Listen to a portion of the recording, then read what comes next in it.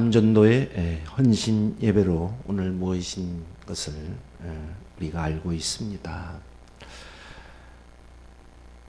저도 목회를 33년 가까이 하면서 우리 교회에서 저희 교회에서는 남선교회라고 했는데 여기서는 전도회라고 하시는 것 같으네요. 연령별로 1, 2, 3, 4, 5, 6 이렇게 7, 8까지 남선교회 헌신 예배를 매년 드리고, 또 여전도에는 여전도회들을 드리고, 또 각각 드리다가 또 남선교회 전체가 또 드리기도 하고, 헌신한다는 것이 굉장히 귀한 일이기도 합니다. 근데 어떻게 하다 보면은요, 매년 하는 연중 행사처럼 돼서 헌신 예배를 왜 드리는 건지 모를 때가 있어요. 자, 이 헌신 예배를 통해서 남선교회 회원들이 헌신하고자 하시는 거가 무엇입니까? 자칫 잘못하면은요, 헌신 예배라고 하면 하나님을 더 잘 섬기는 것에만 초점이 맞춰질 수가 있습니다. 물론 그것이 헌신 예배를 드리는 중요한 목적 중에 하나인 것을 부인할 수는 없겠습니다. 그러나 하나님께서 오늘 남선교회 헌신 예배를 통해서 원하시는 것이 무엇일까요? 우리가 아는 바와 같이 하나님께서는 호세아 선지자를 통해서 이스라엘 백성들에게 실물 교훈을 하셨습니다. 하나님께서는 호세아에게 몸을 파는 여자였던 고멜을 사서 내 아내로 삼아라. 그래서 아이를 낳게 하십니다. 그런데 고멜은 성경에 있는 표현대로 개가 자기 토한 것으로 돌아가는 것과 마찬가지로 정결을 지키지 못하고 옛 생활로 돌아갑니다. 그런데 하나님께서는 호세아에게 너는 가서 다시 내 아내 고멜을 사오라, 그렇게 명령하십니다. 호세아서를 통해서 하나님께서 이스라엘 백성들을 얼마나 사랑하시는지를 분명히 보여주십니다. 그런데 문제는 이 하나님의 사랑은 짝사랑으로 끝난다는 데 있습니다. 하나님께서는 죽자 사자 이스라엘 백성들을 사랑하시는데 이스라엘은 입으로는, 겉으로는 하나님을 섬기는 것 같은 모양은 있었지만 저들의 마음은 하나님으로부터 멀리 떠나버렸습니다.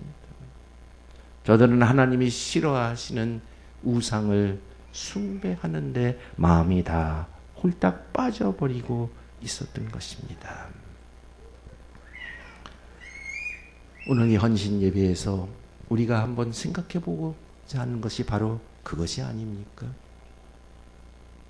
과연 나의 마음은 어디에 있는지. 예수님을 통해서 우리는 구원받은 새 사람들입니다. 이스라엘 백성들은 아브라함을 통해서 선택받은 민족이었고 백성이었습니다. 호세아서 6장 6절에 보면 나는 인애를 원하고 제사를 원치 아니하며 번제보다 하나님을 아는 것을 원하노라, 그렇게 말씀하셨습니다. 이 말씀과 비슷한 것을 우리는 사무엘상 15장 22절 이하에서 발견하는데 우리가 잘 아는 표현 아닙니까? 순종이 제사보다 어떻다고요? 낫고 듣는 것이 수양의 기름보다 나으니 거역하는 것은 사술의 죄와 같고 완고한 것은 사신 우상에게 절하는 죄와 같음이라. 이 구절을 이해하려면 시편 40편 6절 말씀을 우리가 봐야 됩니다. 주께서 나의 귀를 통하여 들리시기를 제사와 예물을 기뻐하지 아니하시며 번제와 속죄제를 요구치 아니하신다 하신지라. 유진 피터슨 목사는 메시지라는 성경에서 이 구절을 아주 쉽게 이해하도록 의역을 했습니다. 하나님께서는 하나님을 위하여 내가 무엇을 하는 것이나 하나님께 무엇을 드리는 것을 원하시는 것이 아니다. 종교적이라든가 경건한 척 하는 것을 하나님께서 구하시는 것이 아니고 오히려 하나님께서 나의 귀를 열어 하나님을 듣는 것을 원하신다는 것입니다. 호세아서와 사무엘상을 통해서 우리가 깨닫게 된 것은 하나님께 번제 드리는 것, 이것을 요즘 교회적인 용어로 바꾼다 한다면 헌금을 드리거나 나의 시간이나 달란트를 드리는 거나 하나님을 위하여 소위 섬기는 모든 행위를 포함할 수 있다 하겠습니다. 하나님께서 진정으로 관심이 있는 것은 그런 것을 드리는 것이 아니라 바로 내 마음이라는 것입니다. 주를 향한 내 마음이 어떠냐. 그것이 하나님의 관심사이십니다. 하나님께서 아가페, 즉 독생자 예수 그리스도를 아끼지 아니하시고 십자가에 못 박혀 돌아가시게 하시는, 그러므로 우리가 하나님께로 다시 돌아와 하나님의 자녀가 될 수 있는 그 사랑을 베풀어 주셨는데, 그 희생과 사랑을 베풀어 주셨는데, 과연 나는 내 마음속에 하나님께서 우리에게 주신 그 아가페, 무조건적인 사랑에는 미치지 못한다 할지라도 나의 최선을 다해서 그 하나님을 사랑하고 있느냐, 안 하고 있느냐, 그것이 제일 중요하다는 것입니다. 그 사랑이 있으면 다른 행함은 저절로 따라올 수밖에 없는 것입니다. 제가 아는 목사님 동생 부부가 있습니다. 제가 섬기던 교회에 다녔기 때문에 제가 직접 그 남편으로부터 들은 이야기입니다. 두 사람이 아직 사귈 때 일입니다. 미국에서 일어난 일이니까 서울에 있는 상황으로 조금 바꾼다면요. 예를 들어서 신랑은 창동에 사는 사람이에요. 그런데 신부 될 사람은 하남에 산다고 생각하십시오. 그런데 주일이 되면은요, 신랑이 창동에서 차를 끌고 하남까지 가요. 그래서 하남에서 색시 될 사람을 태우고 창동에 와서 예배를 드려요. 그리고는 또 오후에 하남에다가 또 데려다 주고 오는 거예요. 그거를 매주 하는 거예요. 그런데 뭐라 그러는가 하면 하나도 시간도 아깝지 않고 휘발유 쓰는 것도 아깝지 않고 그저 그 색시될 사람하고 같이 있는 게 좋아가지고 피곤한 줄도 모르겠다는 것입니다. 진정으로 사랑하면 절대로 이해타산적이 될 수 없습니다. 정상적인 부모가 자식을 사랑할 때 그 자식을 위해서 못할 일이 없습니다. 아무리 힘들어도 기쁜 마음으로 하는 것입니다. 유대인들에게 제일 중요한 것은 모세오경, 그 중에서도 그것을 집대성했다고 볼 수 있는 십계명입니다. 출애굽기 20장에 가면 하나님께서 모세를 시내산에 부르셔서 십계명을 주십니다. 그런데 그 십계명에 대해서 신약에 와서 예수님은 두 가지로 요약을 해 주십니다. 하나님 사랑, 수직적인 사랑이죠. 그 다음에 내 이웃 사랑, 수평적인 사랑입니다. 그런데 많은 사람들이요, 십계명을 어떻게 이해하는가 하면 이것은 해라, 이것은 하지 마라. 해야 할 것과 하지 말아야 할 것으로만 생각을 합니다. 그런데 그렇게 십계명을 바라본다면 그것은 하나님께서 십계명을 이스라엘 백성들에게 주신 의도를 제대로 알지 못하는 것이 됩니다. 그래서 예수님이 하나님 사랑, 이웃 사랑으로 십계명을 재해석해 주신 것입니다. 바르게 해석해 주신 것입니다. 하나님과의 관계는 하나님을 내 마음을 다하고 목숨을 다하고 뜻을 다하여 사랑하는 것으로부터 시작이 된다고 설명을 해 주신 것입니다. 그 당시에 넌센스 같은 일을 바리새인들은 벌였습니다. 어떻게 보면 좋은 의도였다고 볼 수도 있지만 하나님의 마음을 몰라도 너무 몰랐던 것입니다. 예를 들면 네 번째 계명은 안식일을 기억하여 거룩하게 지키라는 것이 아니겠습니까? 그래서 이들은 일이 뭔지 우리가 정의를 내려서 안식일 날은 일을 하면 절대 안 되겠다. 성경에도 없는 거를 이제 자기네들의 세상 말로 하면 짱구를 굴려가지고 지금 만들어내는 것입니다. 그래서 일을 정의할 때 옷에다가 바늘을 꽂고 다니는 것은 일이다. 이렇게 정의를 내렸어요. 그 다음에 3.2kg인가요? 네, 3.2kg 정도까지는 걸어 다닐 수 있다. 그거는 일이 아니다. 그런데 3.2kg를 넘어가면 일이다. 그러니까 그건 하지 말아야 되는 거예요. 근데 안식일 날 내가 한 4kg 가야 되는 일이 생기면 어떻게 하느냐? 그러면 3.2kg 전에다가 내 물건을 갖다 놓으면 거기에서 또 3.2kg 갈 수 있다. 이렇게 하나님의 마음과는 상관없는 그러한 난센스 일을 했던 것입니다. 그러니까 저들은 하나님과 저들과의 관계를 해야 할 것, 하지 말아야 할 걸로 생각을 했다는 것입니다. 영어에 do 동사라는 것이 있습니다. do, 행한다는 동사이죠. 그 다음에 영어에 be 동사가 있습니다. 그래서 행하는 것을 영어로는 doing이라고 하고 존재라는 것은 being이라고 합니다. 많은 사람들이 신앙생활을 하는 데 있어서 doing에다가 행하는 것에다가만 초점을 맞추는 경우가 많습니다. 제가 이번에 와서 어떤 목회자한테 들은 이야기입니다. 그분 교회에 집사님이 계셨어요.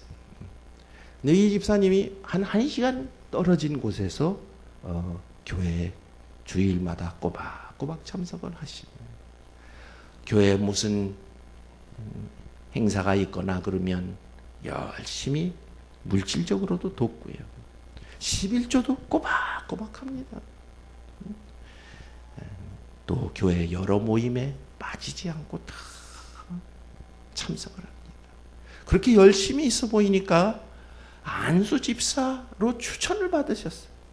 그래가지고 안수 집사 추천을 받아서 이제 안수 집사 되도록 교육을 하는 거예요.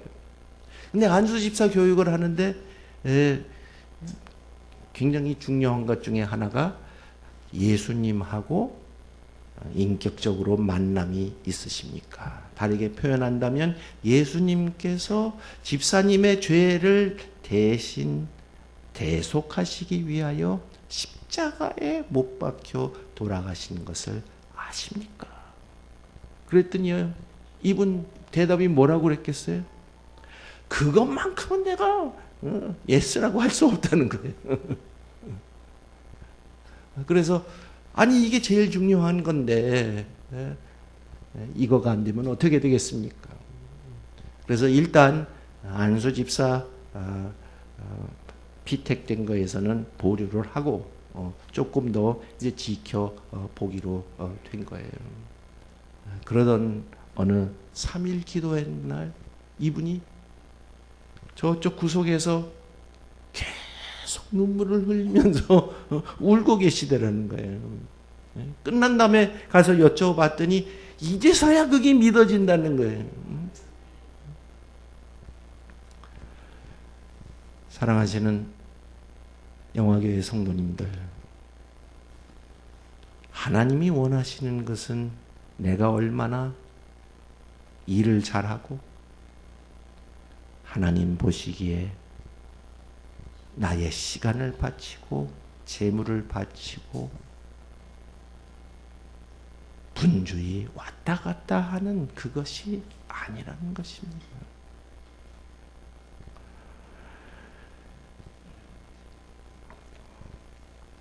예수님께서 안식일의 주인이라고 하시면서 안식일은 사람을 위하여 있는 것이지 사람이 안식일을 위하여 있는 것이 아니다. 그렇게 마가복음 2장 27절 이하에서 말씀을 하셨습니다. 사랑하시는 성도님들, 이 안식일을 기억하여 거룩하게 지키라는 그 거룩은 스페셜하다는 거 아닙니까?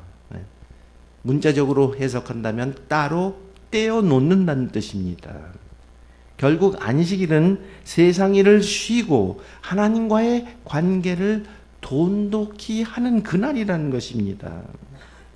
그렇게 하기 위해서 구별하여 떼어 놓으라고 하나님은 의도하신 것인데, 바리새인들은 바늘은 꽂고 다니면 안 되고 3.2km 이상은 넘어가면 안 되고 뭐는 하면 안 되고 뭐는 되고. 안식일에 중요한 것은 그러니까 doing이 아니라, 제가 영어를 써서 죄송합니다마는 간단한 영어 대충 다 아실 것 같아서 사용합니다.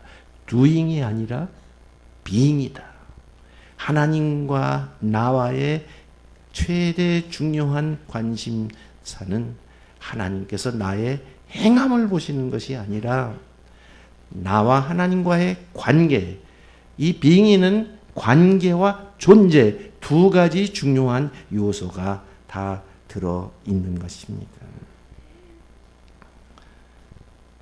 하나님과 나와의 관계가 바로 되면 나와 내 이웃과의 관계는 당연히 바로 될 수밖에 없는 거예요.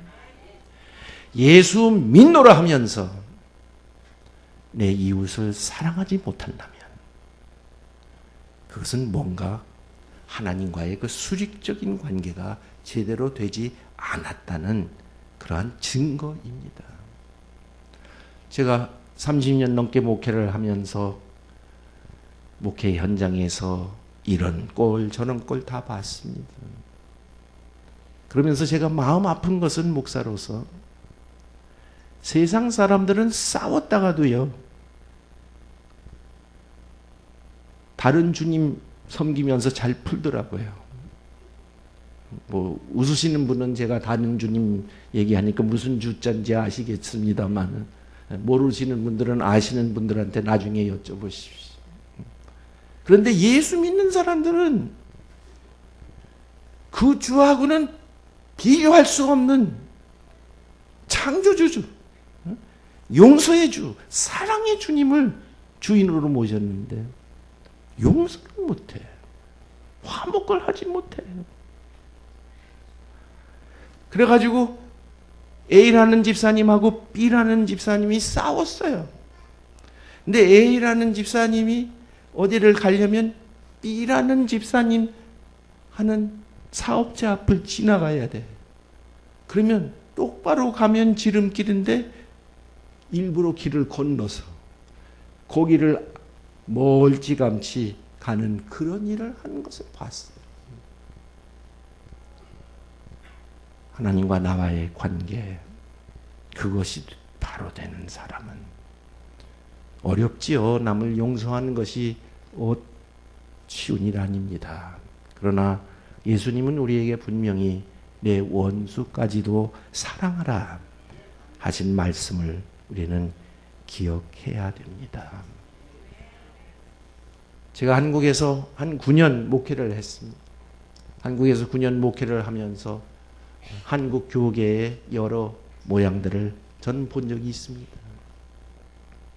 근데 한국 교계에 어떻게 보면 그동안 잘못된 것은 너무 이 doing, 행하는 것만 강조했어요. 그리고 하나님과 나와의 관계에 대해서는 많이 등한시했어요. 새벽기도 열심히 합니다. 금요 철야기도 열심히 합니다.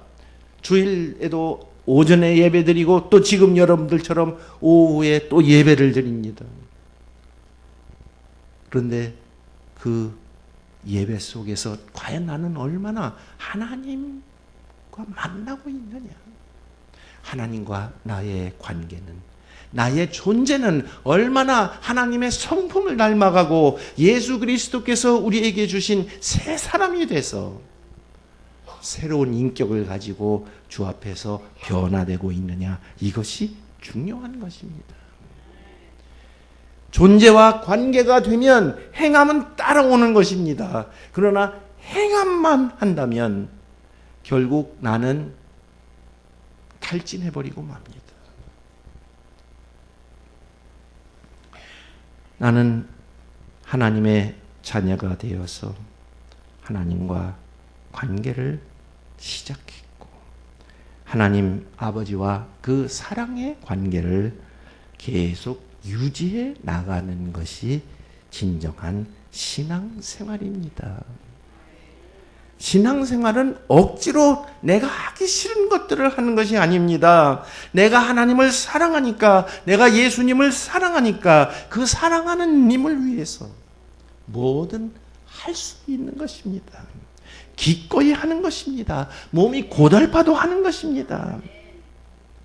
우리가 부모로서 경험하는 것이 바로 이것이 아니겠습니까? 여기 연세가 지긋하신 어르신들, 자제분들이 손주 데리고 집에 오면 반갑고 가면 어때요? 더 반갑대잖아요.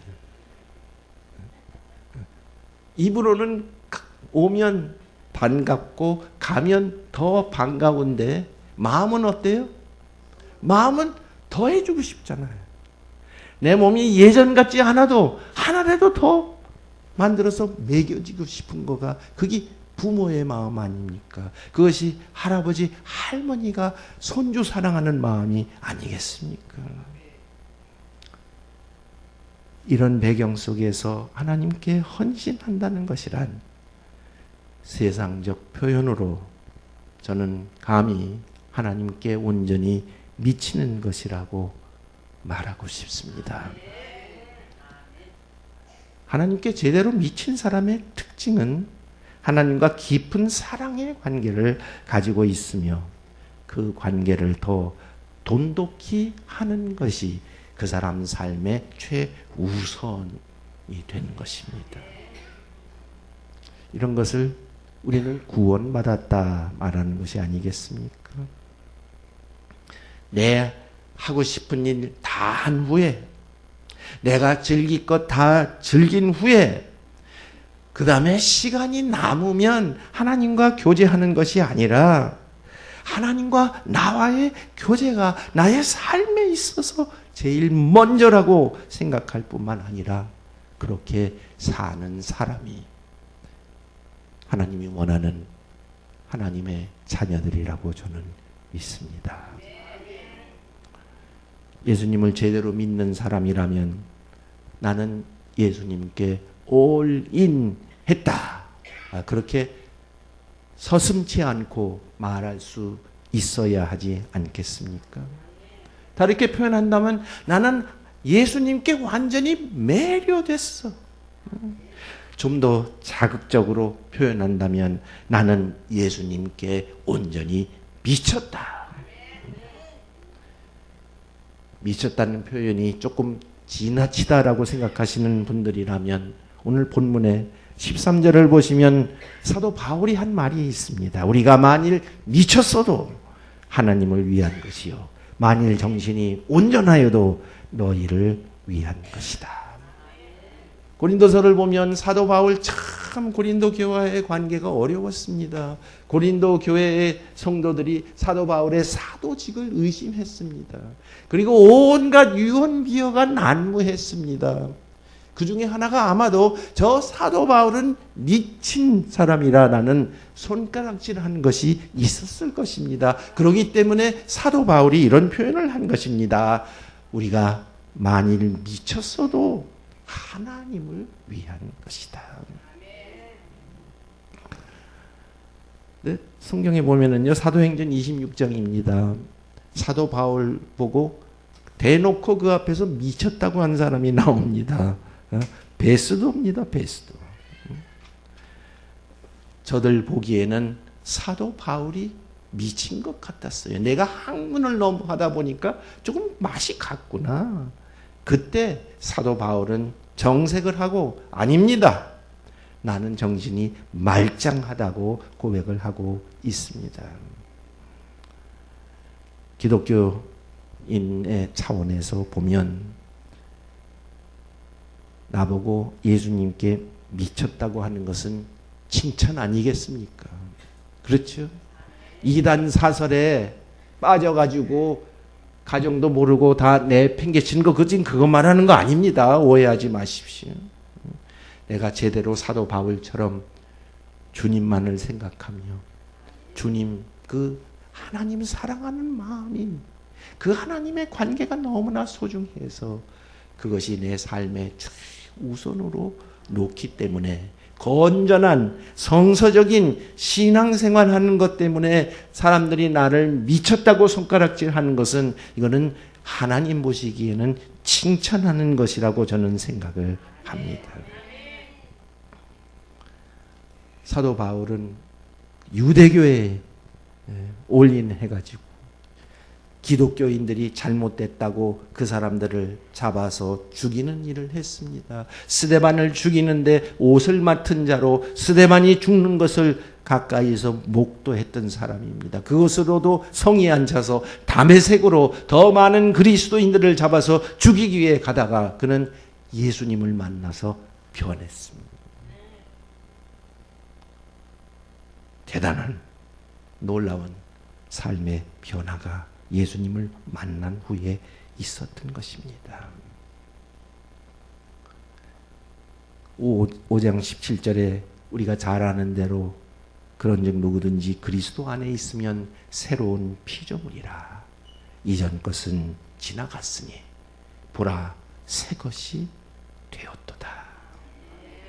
우리 모두가 다 주님 만나서 새 사람 된 줄로 믿습니다. 하나님의 말씀을 잘 듣고 하나님과 세운 언약을 지킨다는 것, 그것은 사랑하는 사람이면 당연히 따라오는 것입니다.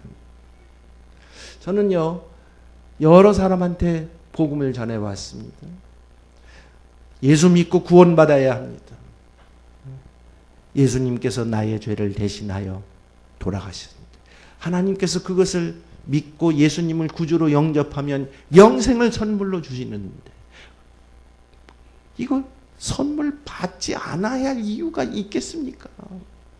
많은 사람들은 그때 나 믿겠습니다. 나 그 선물 받겠습니다 하고 예수 믿습니다. 그런데 어떤 사람들은 대답을 못해요. 머뭇머뭇거리는 거예요. 그래서 왜 머뭇머뭇거리시냐고 그랬더니 목사님, 내가 목사님한테 솔직해지고 싶습니다. 난 믿고 싶어요. 내가 그 선물 받고 싶어요. 근데요, 내가 받는다고 해놓고 그 다음에 내 행동이 따라와 주지 않으면 어떻게 해요?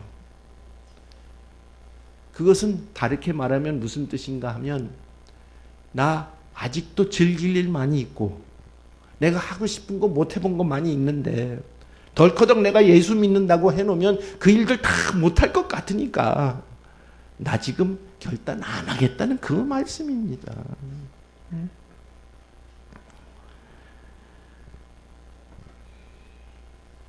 사랑하시는 성도님들, 예수 믿는 것이 그것이 아니라는 것을 예수 믿어본 사람들은 아실 것입니다.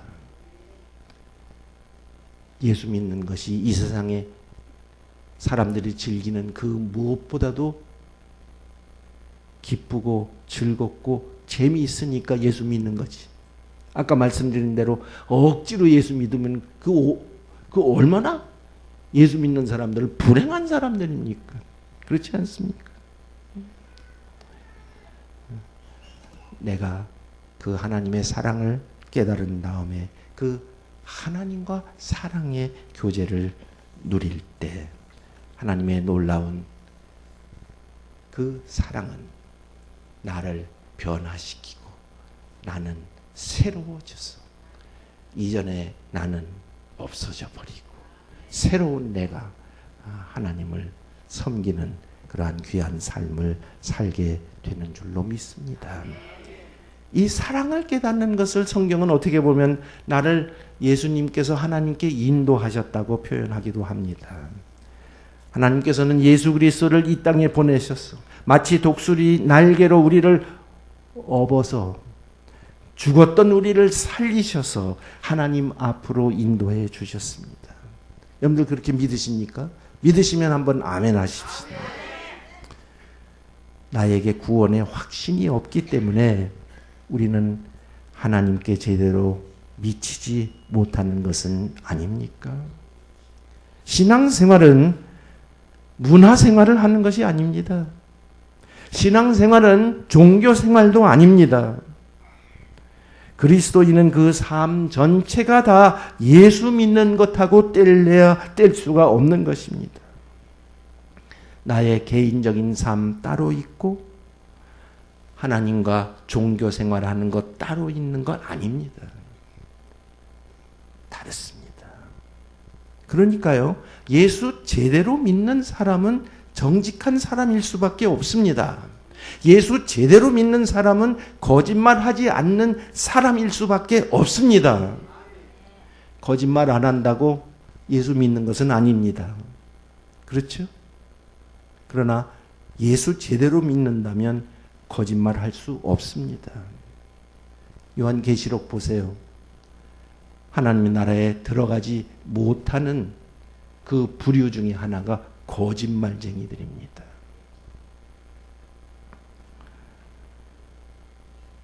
사랑하시는 성도님들, 예수님께서는 내가 나를 따라오려면 내 자신을 부인하고 내 십자가를 지고 나를 따르라 하셨습니다. 한동안 한국 교계에 번영신학이 판을 쳤던 때가 있습니다. 예수 믿으면 건강하고 복을 받고 범사에 잘 되고 자녀손이 축복받고. 그런데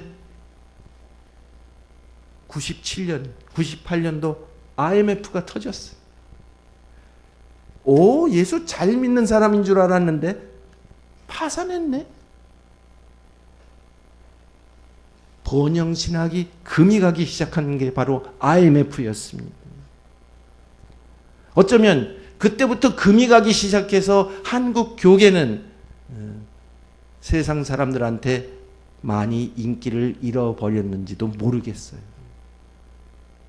특히 젊은 사람들이 고등학교까지 부모 따라서 교회 나오고 대학부터는 대학생들 찾기가 힘들어졌다는 소식을 전 미국에서 듣고 있습니다. 제가 어머니 뱃속에서 교회에 다녔던 거 빼고요, 예수님과 제가 인격적으로 만났던 후 42년이라는 시간이 흘러버렸습니다. 목사님께서는 저보고 성령님이 인도하시는 대로 설교하라 그랬는데요. 여러분들 지루하지 않으세요? 괜찮아요? 네. 그래서 저도 목사님한테 목양실에서 성령님이 인도하시는 대로 하겠습니다 하고 올라왔습니다. 여러분들 그저 시계 보지 마시고 성령님이 그만두라 하면 제가 설교를 그만둘 테니까 마음들 푹 놓으시고 하나님 앞에 우리가 나갈 수 있으면 좋겠습니다.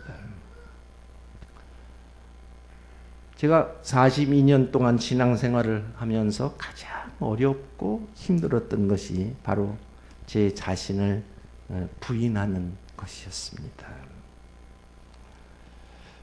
저는 교만하려면 하늘 높은 줄 모르고 교만할 수 있는 환경에서 태어났습니다. 제 손치는 대학에서 교편을 잡으셨기 때문에 경제적으로는 부자는 아니었지만 먹고 사는 데는 지장이 없었습니다. 공부도 썩 잘했었습니다. 제가 잘할 때는 중학교도 입학 시험을 쳤어야 합니다. 어디에다가 원서를 넣을까? 제 선치는 저보고 경기중학교보다는 경복중학교에 다니는 사람들이 인성이 더 좋아 보이니까 너는 경복중학교에 원서를 넣으면 좋겠다. 그렇게 말씀하셨는데요. 제 친구들은 다 경기고등학교에 원서 넣는데요. 그러니까 제가 어디다 넣겠습니까? 저희 선친의 권유하시는 것을 뿌리치고 저도 경기중학교에다가 원서를 냈어요.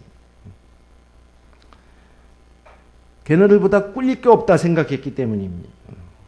제가 우겨서 거기다 원서를 넣었는데요. 입학시험에서 지금도 그게 벌써 수십 년 전 얘기입니다만 지금도 잊혀지질 않아요. 문제 다 잘 풀었어요. 그래가지고 답이 99.9여야 되는데 소수점을 잘못 찍었어요. 9.99라고 써낸 거예요. 나중에 써낸 다음에 아이고 잘못했구나. 내가 소수점을 잘못 찍었구나. 그 다음에 미술 문제에서 뭐 달나라에 뭐 있는데 그거 틀렸어요. 그때는 2개 틀려도 떨어져요. 보기 좋게 가족들이 다 둘러 앉아가지고 발표를 기다리고 있는데 제 수험보호는 싹 지나가는 거예요. 그 어린 나이에 얼마나 좌절감 크게 맛보았는지 모릅니다. 그래서 저는 중학생활을 별로 재미없게 보냈어요. 제 친구들은 다 경기 다니는데 저는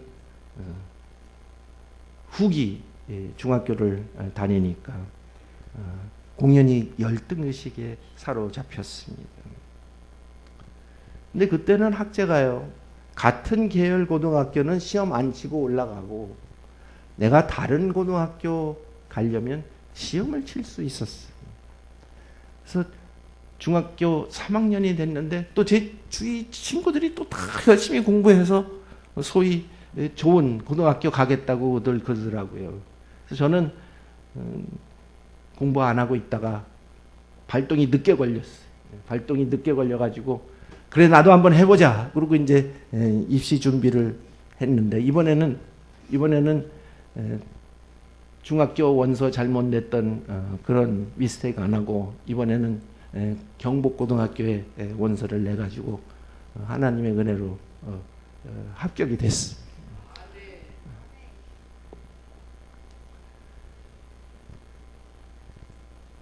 참 어려웠던 중학 시절이었습니다. 그러나 지내놓고 보니까요. 하나님의 그 놀라우신 다듬으시는 그 손길을 저는 느끼고 그것을 통해서 하나님께 감사를 드립니다. 그때는 아직 예수님을 인격적으로 만나기도 전이었어요. 제가 교만하지 않도록 하나님께서 어떻게 보면 저의 그 어린 마음을 무참히 짓밟아 놓으셨어요. 그러나 얼마나 감사한지 몰라요. 그렇게 하지 않으셨다면 소위 경기고등학교 나왔다고 콧대가 높아서 교만했을 텐데 하나님께서는 저를 아주 낮추셨어요. 그 후에 미국에 가서 세계적으로 유명한 공과대학에 들어갈 수 있게 하셨습니다. 그리고 그 학교에서 성경 공부를 통하여 예수 그리스도를 인격적으로 만나게 해주셨고 졸업 후 직장 생활을 하다가 하나님의 부르심을 받아 목사가 되었습니다. 목사가 된 후에도 저의 삶에 중요한 가치 중에 하나가 겸손입니다. 그런데 목회를 하면서 하나님께서 진짜 겸손이 무엇인지를 큰 고통을 겪게 하시면서, 그것도 여러 차례 고통을 겪게 하시면서 가르쳐 주셨습니다. 그런 훈련이 없었다면 저는 아마 어쩌면 미쳐버렸을지도 모릅니다. 하나님께서 독수리 날개로 업어서 구원하여 주시고 예수님의 제자가 되게 하신 것을 저는 하나님께 감사드리고 하나님께 영광과 찬송을 올려드립니다. 저뿐만 아니라 우리 영화교회 예수님을 인격적으로 만나 구원의 확신이 다 있으신 줄로 저는 믿습니다. 혹시 한 분이라도 그런 확신이 없으시다면 오늘 이 헌신 예배 속에서 나도 예수 그리스도를 나의 구세주로 내 삶에 모셔드리고 거듭나시기를 간절히 부탁을 드립니다. 우리는 이 헌신 예배에서 남은 시간에 온전히 어떻게 하면 미칠 수 있겠는가, 어느 그 본문, 하나님께 온전히 미치는 그 비결을 세 가지만 찾아보고 은혜를 나누기를 원합니다. 첫 번째 비결은 14절과 15절에 있습니다. 그리스도의 사랑이 우리를 강권하시는도다. 그래서 하나님께 온전히 미치려면 먼저 예수님의 사랑을 직접 체험해야 하는 것입니다. 하나님께서 그리스도를 통하여 우리에게 베풀어 주신 은혜와 사랑이 방금 읽은 14절 다음 15절에 나옵니다. 저가 모든 사람을 대신하여 죽으심은 산 자들로 하여금 다시는 저희 자신을 위하여 살지 않고 오직 저희를 대신하여 죽었다가 다시 사신 자를 위하여 살게 하려 하십니다. 그 사랑을 입은 우리는 우리 자신을 위하여 더 이상 사는 것이 아니라 예수 그리스도를 위하여 사는 것은 당연한 것입니다.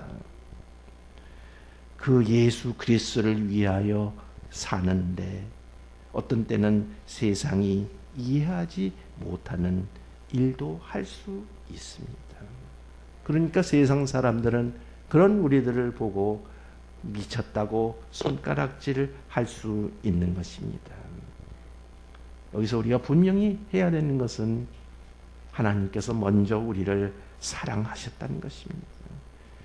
우리의 죄를 대속하시려고 화목제로 예수 그리스도를 이 땅에 보내셨다는 것입니다. 예수님을 이 땅에 보내신 하나님을 사랑하는 자마다 보내심을 받은 예수 그리스도를 사랑하는 자다. 요한일서 4장 10절입니다. 사랑은 여기 있으니 우리가 하나님을 사랑한 것이 아니요 오직 하나님이 우리를 사랑하사 우리 죄를 위하여 화목제로 그 아들을 보내셨습니다. 요한일서 5장 1절 이하에 예수께서 그리스도이심을 믿는 자마다 하나님께로서 난 자니 또한 내신 이를 사랑하는 자마다 그에게서 난 자를 사랑하느니라. 우리가 하나님을 사랑하고 그의 계명들을 지킬 때 이로써 우리가 하나님의 자녀 사랑하는 줄을 아느니라. 하나님을 사랑하는 것은 이것이니 우리가 그의 계명들을 지키는 것이라. 그의 계명들은 무거운 것이 아니로다. 더 이상 육체대로 알지 아니한다. 인간적인 잣대 또는 세상적인 잣대로 알지 않겠다는 것입니다. 12절 우리가 다시 너희에게 자천한 것이 아니요 오직 우리를 인하여 자랑할 기회를 너희에게 주어 마음으로 하지 않고 외모로 자랑하는 자들을 대하게 하려는 것이라를 통해서 16절을 우리가 이해할 수 있는 것입니다. 외모로 대하지 않는다. 사람들 눈에 보이는 대로 판단하지 않겠다는 것입니다. 세상 잣대로 어리석게 보일지라도 관계하지 않겠다는 것입니다. 우리는 정신이 말짱합니다. 그러나 하나님의 사랑을 체험했기 때문에 새로운 피조물이 됐어요. 새 사람이 되었어요. 우리는 변했어요. 이렇게 제대로 온전한 인간이 되었습니다. 인간 세상에서 남녀가 서로 사랑하면 달라지는데 사랑의 근본이신 하나님의 사랑을 제대로 체험한 사람이 얼마나 그 삶이 달라지겠는가 우리는 충분히 짐작할 수 있지 않겠습니까? 제대로 온전히 하나님께 미치려면 우리는 이 하나님께서 나에게 베풀어 주신 사랑을 느낄 수 있어야 돼요. 체험해야 돼요. 에베소서에 나오는 것처럼 그 길이와 넓이와 높이와 깊이가 얼마인지 우리는 알 수 있어야 합니다. 하나님께서 나를 얼마나 사랑하시는 줄을 모르기 때문에 우리는 하나님의 마음에 못을 박는 것입니다. 그것을 모르기 때문에 우리는 다른 것을 정처 없이 쫓아다니며 우상들, 아니 탐심들 그것에 사로잡혀서 하나님을 등한시하는 것이 아니겠습니까? 제대로 온전히 미치려면 하나님을 두려워하고 하나님을 충성을 다하기로 작정하는 것입니다. 그러면 그 사랑 때문에 나는 삶이 달라집니다. 한국의 성자 5명 중에 한 분이 손영원 목사님입니다. 사랑의 원자탄이라고 알려져 있습니다. 여수 반란 사건 때 공산주의 학생 둘이 손 목사님의 아들 둘을 죽입니다. 그런데 그 중에 한 명이 체포되어 사형 선고를 받지만 손 목사님은 그가 사면받기를 원합니다. 뭐라고 말씀하셨는지 제가 읽어드리죠. 이 아이를 죽이면 내 아들들의 죽음이 헛된 것이 됩니다. 이 아이를 회개시켜 내 아들로 삼고 사람 되게 하겠습니다. 그 사람의 이름이 안재선입니다. 그를 신학교에 보냅니다. 그런데 사람을 죽인 사람으로부터 복음을 누가 듣겠느냐라는 것 때문에 고민하다가 결국 그는 신학을 포기합니다. 그 후에 사업에 실패하고 서울로 이주해서 48세의 젊은 나이로 세상을 떠납니다. 그러나 그의 유언으로 그의 아들 안경선이는 신학을 하고 목사가 됩니다. 사랑하시는 성도님들, 여러분들 그 하나님을 향한 여러분들의 사랑이 이 시간 다시 한번 헐헐 불타오르시기를 간절히 바랍니다. 어떻게 해야 온전히 예수님께 미칠 수 있는지 그 두 번째 비결은 11절입니다. 우리가 주의 두려우심을 알므로 사람을 권하노니 우리가 하나님 앞에 알리워졌다. 하나님께 제대로 미치려면 두 번째 예수님을 기쁘게 해야 합니다. 본문대로 하면 예수님을 두려워해야 합니다. 그 두려워하는 것이 무엇인가를 9절과 10절 오늘 본문으로 읽지는 않았습니다만은 거기에서 찾아볼 수가 있습니다. 그런즉 우리는 거하든지 떠나든지 주를 기쁘시게 하는 자 되기를 힘쓰노라. 두려움은 다른 말로 하면 기쁘시게 한다는 것입니다. 우리의 삶의 목적은 예수 그리스도를 기쁘시게 하는 것입니다. 그런데요, 그거가 저절로 되지 않으니까 힘쓴다는 표현이 9절 뒷부분에 나오는 것입니다. 힘쓰노라는 문자적으로 보면 우리의 야망이라는 뜻입니다. 오늘 설교 제목하고 연결시켜 본다면 내가 그 일에 미쳐노라 그렇게 생각하면 좋을 것 같아요. 물론 세상에는 세상적인 야망이 있습니다. 그 세상적인 야망을 쫓아가다가 몰락하는 사람들 우리 주위에서 많이 보지 않았습니까? 그러나 그리스도 안에서 하나님을 기쁘시게 하려는 야망은 좋은 야망입니다.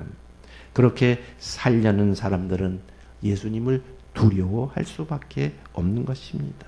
여기서 두려움은 무서워하는 개념이 아닙니다.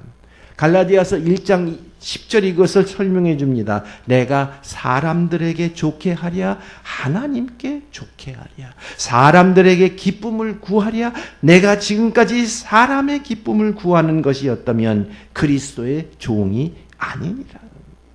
사랑하시는 영화계의 성도님들, 오늘 헌신하시는 남동교회 회원들, 여러분들은 과연 누구를 기쁘게 하려고 사십니까?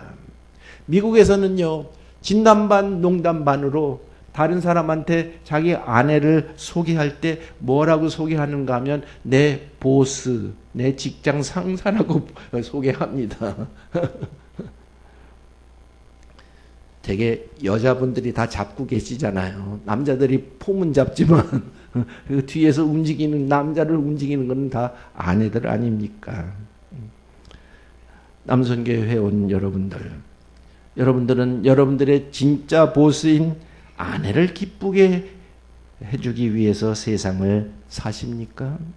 물론 이 세상에는 자기 자신만을 기쁘게 하려고 사는 이기적인 사람들도 많이 있습니다. 이 세상에는 또 효자, 효녀들, 부모를 기쁘게 해드리려고 사는 사람들도 있습니다. 물론 이 세상에는 자식을 기쁘게 해주려고 사는 사람들도 있을 것입니다. 그러나 사도 바울은 그렇게 살지 않았다고 얘기합니다. 그는 하나님을 기쁘시게 하려고 살았다는 것입니다. 그것이야말로 그의 야망이었다는 것입니다. 다르게 말하면 나는 하나님을 기쁘시게 해드리기 위해서 미친 듯이 살았다. 그런 삶을 내가 사느냐, 그렇지 않느냐, 간단한 테스트가 있습니다. 과연 나는 하나님께서 원하시는, 하나님을 기쁘시게 해드리는 삶을 산다면 다른 사람이 듣기 싫어하는 것도 하나님이 명하시면 말할 수 있어야 됩니다. 물론 여러분들 진리를 말하되 진리의 사랑으로 감싸서 말해야 됩니다. 예수 믿는 사람들은 난 거짓말 못해. 그래가지고 거짓말하지 않고 사실대로 이야기한다고 하는데요. 남선교회 회원 여러분, 시간이 좀 지났습니다만은 조금 한번 기분 전환해 보십시다. 여러분이 사랑하는 아내가요, 어느 날 거울을 보다가 물어봅니다. 내 얼굴이 주름이 너무 많지. 쪼그랑 할머니가 됐지. 그럼 여러분들 뭐라고 대답하시겠어요? 솔직하게 대답하면 어떻게 대답해야 돼요? 아니, 부인이 자기 얼굴을, 거울을 보고 들여다보면서 얘기했으니까 그게 맞는 말이에요? 틀린 말이에요? 그런데 남편이 그때 예스라고 하면 큰일 나는 거예요. 그때는 예스다 노다 그렇게 얘기하면 안 돼요. 그래도 아직 예뻐. 그래도 아직 나는 당신을 사랑해. 그러면 다 되는 거예요.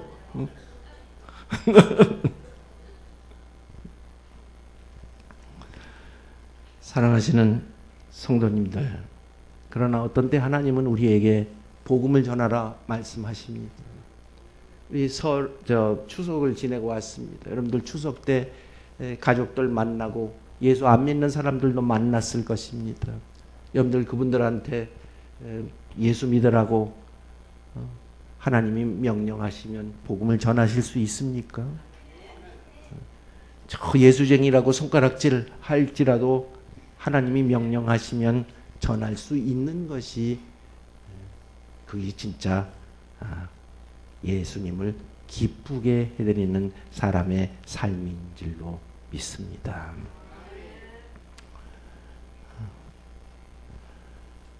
자, 시간이 지났으니까 우리 세 번째 비결로 넘어가죠. 18절에서 21절입니다. 아까 읽었기 때문에 더 읽지는 않습니다.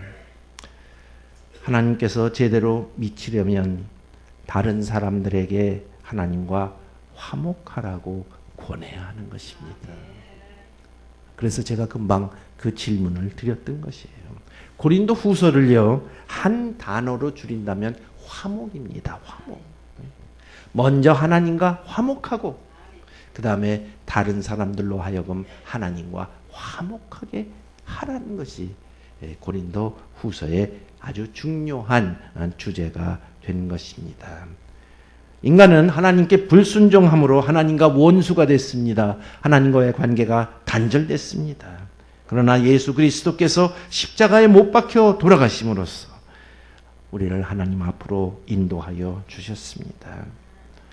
화목이란 단어의 기본 뜻은 완전히 바꾸다입니다.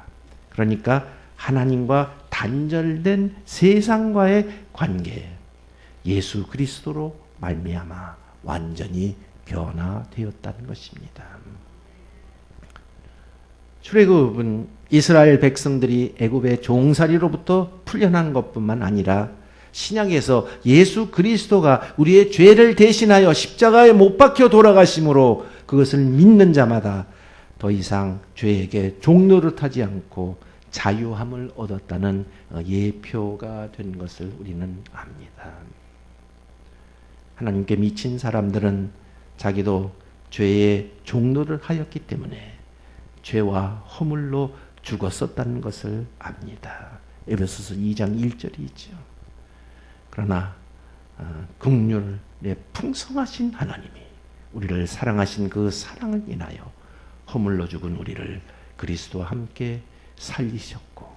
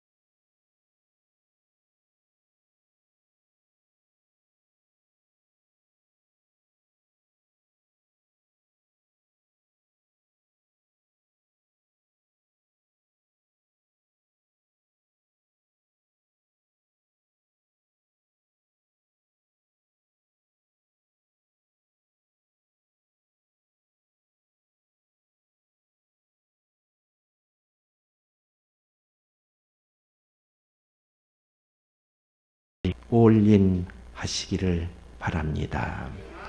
그렇게 살 때 우리는 하나님께 온전히 미쳐 사는 참 제자가 되는 줄로 믿습니다.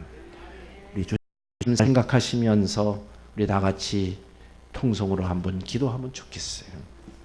특히 남선교회 회원들, 여러분들 정말